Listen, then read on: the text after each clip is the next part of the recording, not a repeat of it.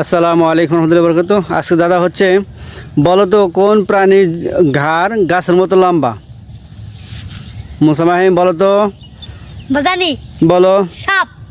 না, সাপের ঘাড় লম্বা না, এত লম্বা না, গাছের মতো লম্বা না। তাহলে বক। বক না, বক না, বকের ঘাড় লম্বা আছে কিন্তু গাছের মতো বড় লম্বা, এরকম লম্বা না। বাজানি বলো তো কি হতে পারে? উট পাখি।